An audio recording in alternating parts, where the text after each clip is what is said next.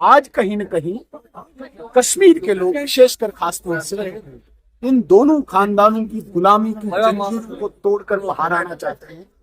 एक नए विकल्प की तलाश में है, एक नए अल्टरनेट की तलाश में है कश्मीर के लोग। जब जब जम्मू कश्मीर के इन दो परिवारों ने यहाँ पे सत्ता ली है, इनके दो चेहरे, दो चरित्र देखे गए। मैं छोटी मिसाल आपको दूंगा।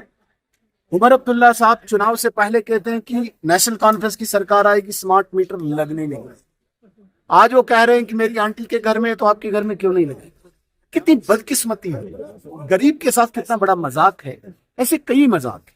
और जब उनके पास आप कुछ काम लेके जाओगे वो स्टेटहुड पे आते हैं।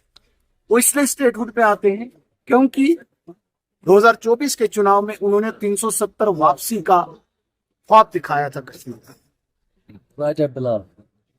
2024 के चुनाव में उन्होंने 35A का ख्वाब दिखाया था। 2024 के चुनाव में उन्होंने बिजली का ख्वाब दिखाया था, उन्होंने राशन का ख्वाब दिखाया था।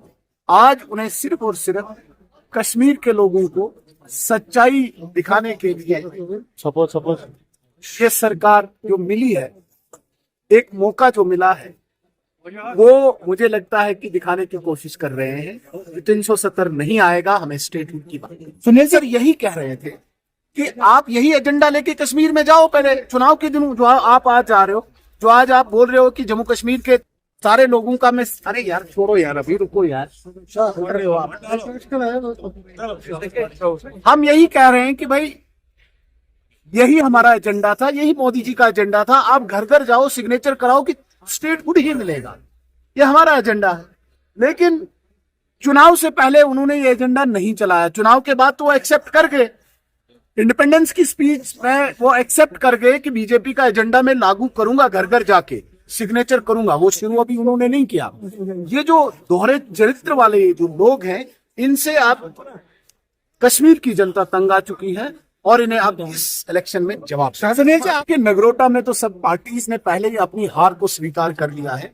उसमें चाहे नेशनल कॉन्फ्रेंस हो, कांग्रेस हो या कोई अन्य पार्टी हो, वहां पे उन्हें हार अपनी मान ली है। जहां तक आप बडगाम की बात कर रहे हैं, बडगाम में 1 साल के अंदर ही इस सरकार का जो असली चेहरा बेनकाब हुआ है।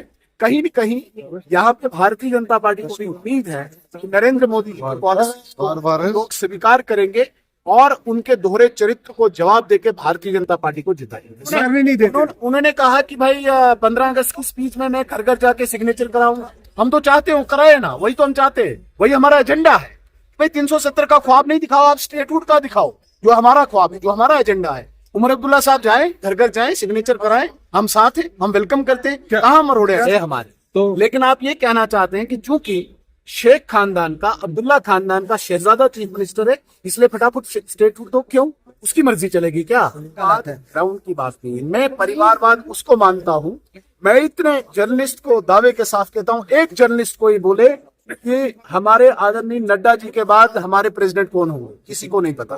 लेकिन बड़े वसूख के साथ कहता हूँ कि उमर अब्दुल्ला साहब के बाद चीफ मिनिस्टर उनका पुत्र होगा। इसे कहते हैं परिवारवाद, जहां से डायरेक्शन निकलती है। सुनील साहब, जहां से डिक्टेटरशिप बनते हैं। परिवारवाद ग्राउंड पे नहीं होता। अब्दुल्ला साहब एक विक्टिम कार्ड खेलना चाहते हैं। आप ये मान के चलें, अगर भारतीय जनता पार्टी की अक्सरियत वाली सरकार भी होती है तब भी उसी टाइम स्टेटहुड आएगा जब आना है।